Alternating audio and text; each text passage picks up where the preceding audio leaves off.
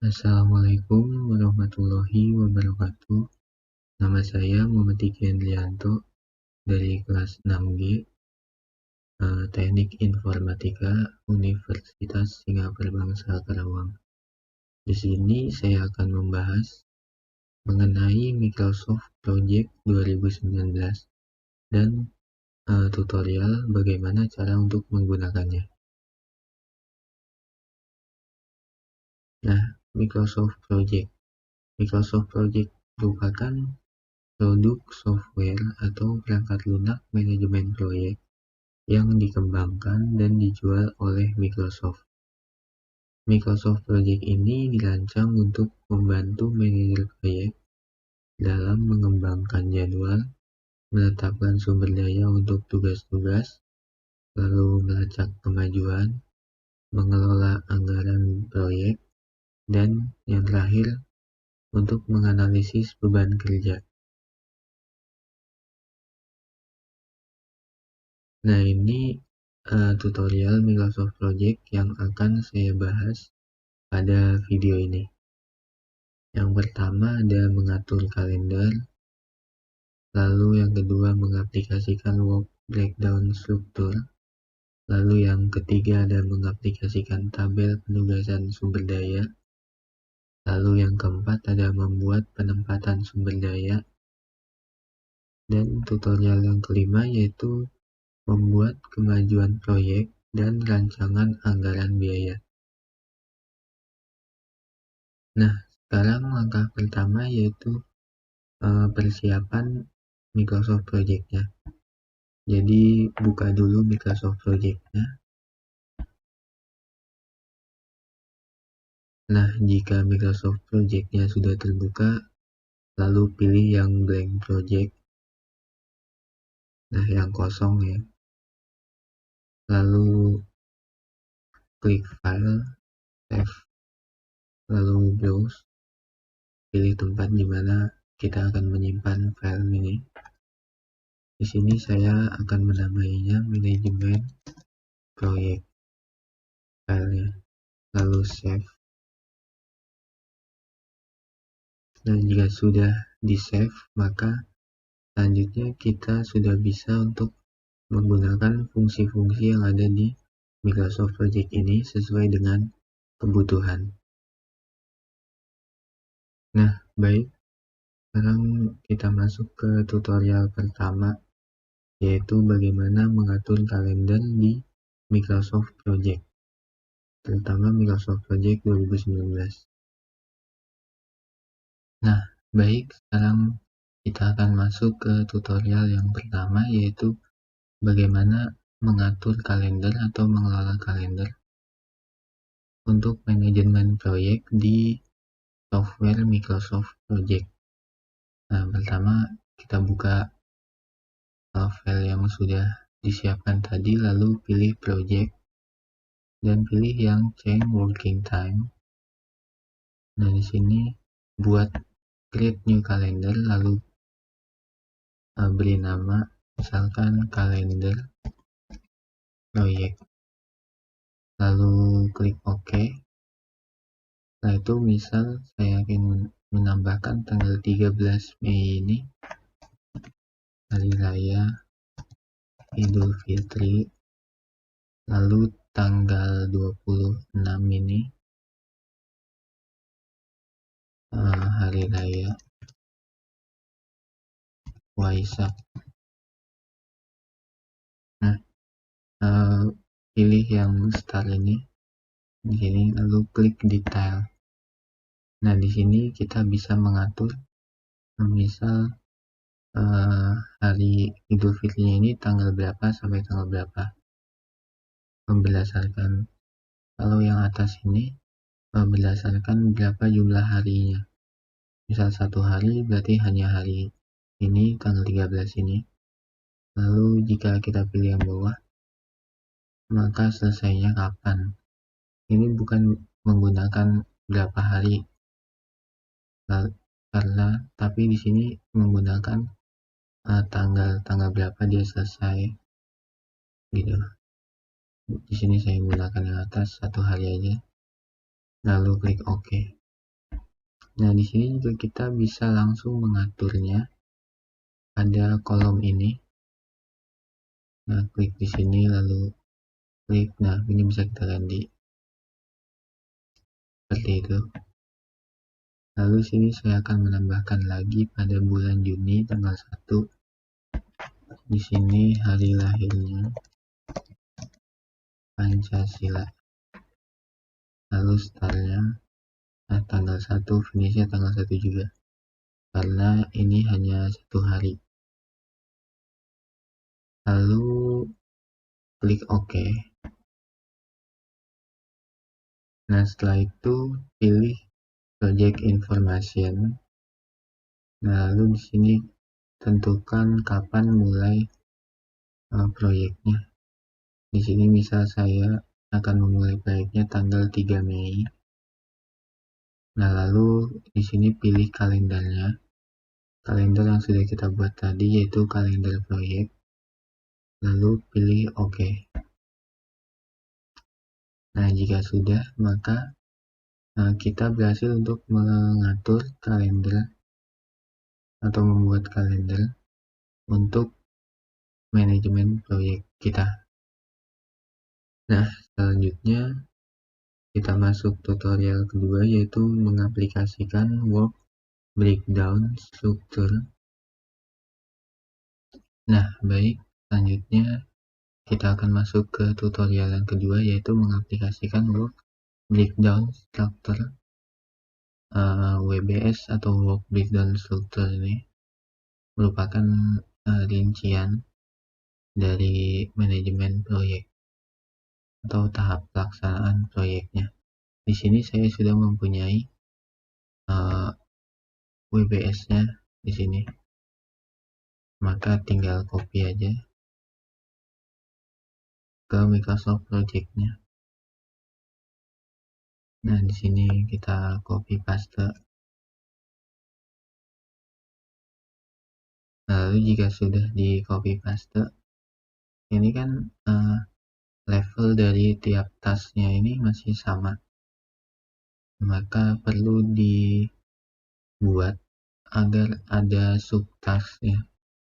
Nah, ini kan sesuai dengan yang sudah saya buat di sini. Nah, jadi ini kita buat subtask dengan cara indent task. Di sini lakukan hal ini secara terus-menerus sampai semua subtasknya sudah diberikan indent. Nah, di sini kan. Nah, jika sudah seperti ini, maka masukkan durasi tiap tahapnya.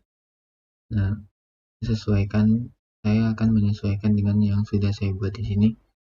Di sini berarti 7 hari, 5 hari, 2 hari. Lalu yang bawahnya 10 hari, 13 hari. Lalu 3 hari, ini 45 hari. Lalu ini 3 hari, ini 10 hari, 3 hari, 2 hari. Dan yang terakhir yaitu 14 hari. Nah, jika sudah selesai menentukan durasi pada tiap tasknya, selanjutnya kita tentukan predecessor atau hubungan dari tiap task atau tahapan. Nah, misal di sini untuk tahap yang ketiga ini harus sudah dilakukan setelah tahap kedua selesai. Klik tahap 2 sini.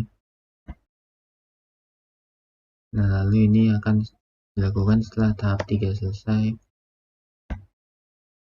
Nah, lalu lakukan ini sampai selesai ke bawah. Di sini berarti setelah langkah 4, ini setelah tahap 6, lalu 7, ini 8, ini tahap ke 10, lalu ini tahap ke 11, ini tahap 13, lalu ini tahap ke 14, dan yang terakhir predecessornya tahap 15. Nah, jika sudah, maka di sini akan terlihat start dan finish dari tiap task atau tahapannya. Nah, jika sudah seperti ini, kita bisa lihat di Gantt chart-nya ini. Nah, maka akan terbentuk Gantt chart seperti ini. Akan ada tanda panah ini ya. Ini menandakan hubungan dari tiap tahapan atau tasknya.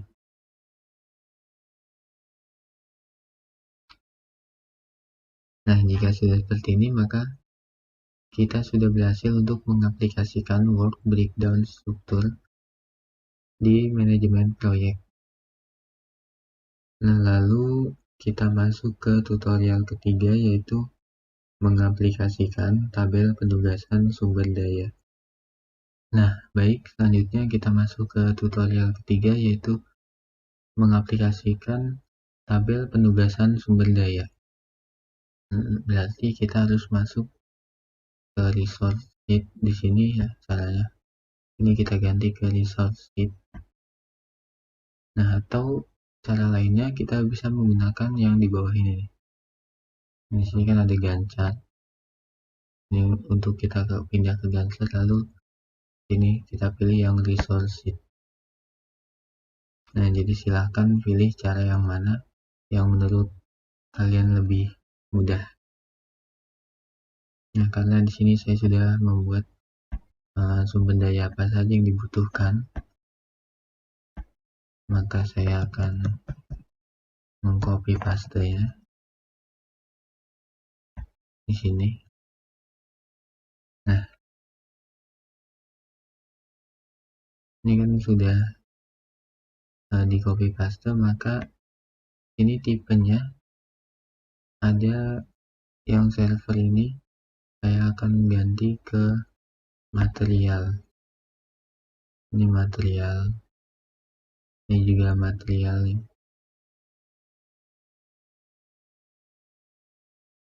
ini material juga.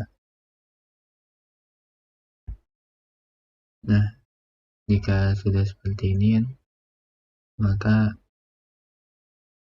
harga yang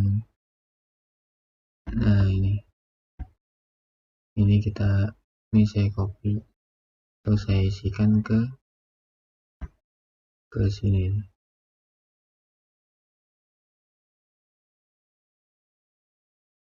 Jadi cost ini 7 juta, lalu 5 juta, 5 juta,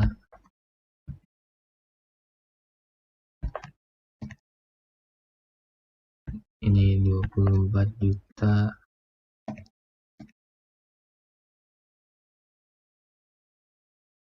lalu kalau material kita masukkannya di standar rate ya, ini 20 juta, lalu yang bawahnya 5 juta, 600.000 sama 6 juta, berarti ini 5 juta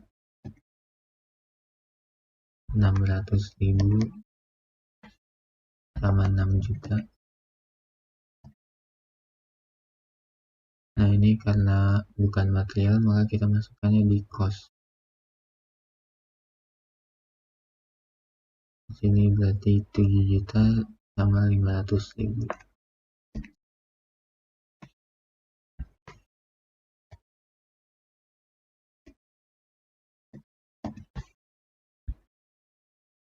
Nah, yang accrue ini maksudnya di sini ini itu dibayarnya apakah pada saat di awal atau berdasarkan dengan persentase kerjanya atau akan dibayarkan di akhir. Nah, di sini saya menggunakan coret semua ya di sini. Jika sudah, maka kita berhasil untuk mengaplikasikan tabel sumber daya. Nah, selanjutnya yaitu tutorial keempat, membuat penempatan sumber daya. Nah, sekarang kita masuk ke tutorial yang keempat, yaitu membuat penempatan sumber daya. Jadi kita masuk lagi ke Gantt chart-nya di sini. Ini kita lebarkan lagi. Nah, sini ada resource name. Kita masukkan tiap tahap ini sumber daya apa saja yang dibutuhkan. Misal di sini survei, berarti kan saya butuh software analis. Ini software analis. Lalu dokumentasi, saya butuh dokumentator. Lalu ini juga software analis, desain sistem, desain aplikasi, jenis UI UX design, dan dokumentasi saya membutuhkan dokumentator. Nah, untuk programming saya membutuhkan material juga, yaitu jaringan internet, lalu server OS, server workstation, lalu ada web domain juga, sama programmer. Nah, untuk dokumentasi membutuhkan dokumentator, lalu testing membutuhkan software testernya. Ini software tester juga. Nah, yang terakhir ini dokumentator. Lalu pemeliharaan yang dilakukan oleh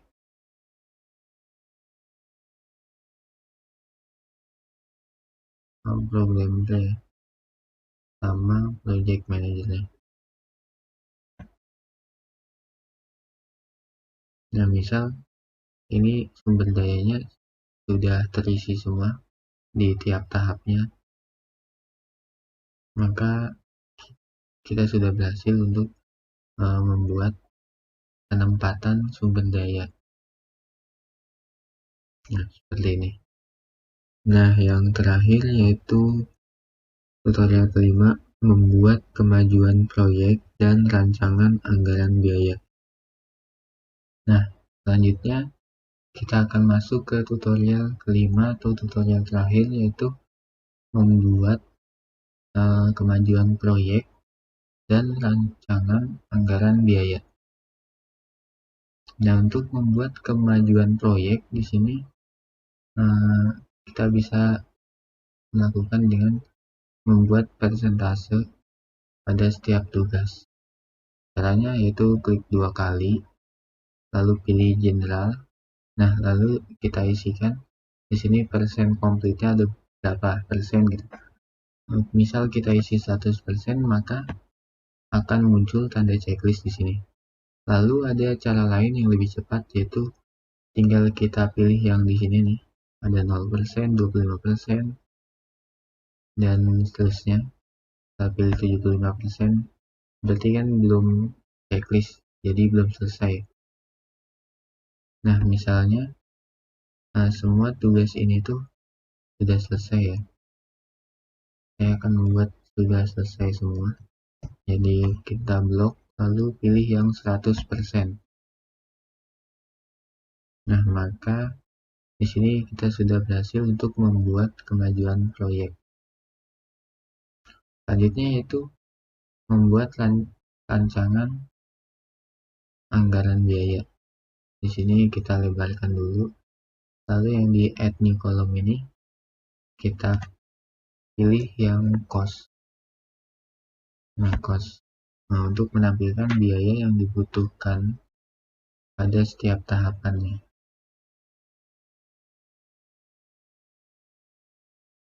Nah, setelah itu di sini saya akan mencoba untuk menampilkan biaya untuk keseluruhan proyek ini. Di sini pilih ke format, lalu ke project, pilih yang project sumaritas. Nah, ini maka akan muncul total pengeluaran selama proyek ini berjalan, itu sebesar Rp122.600.000. Nah, proyek ini berlangsung selama 117 hari yang dimulai pada 3 Mei 2021 dan akan selesai pada tanggal 15 Oktober 2021. Nah, di sini juga saya akan menunjukkan Gantt chart-nya. Dan jika kita lihat di Gantt chart ini, maka dapat disimpulkan bahwa setiap tahapan akan dapat dilakukan jika tahapan sebelumnya sudah dilaksanakan. Ada tanda ini nih. Baik, maka 5 tutorial yang tadi sudah selesai, dan semoga apa yang saya sampaikan dapat bermanfaat bagi kita semua. Mohon maaf apabila banyak kekurangan dan kesalahan. Saya akhiri. Wassalamualaikum warahmatullahi wabarakatuh.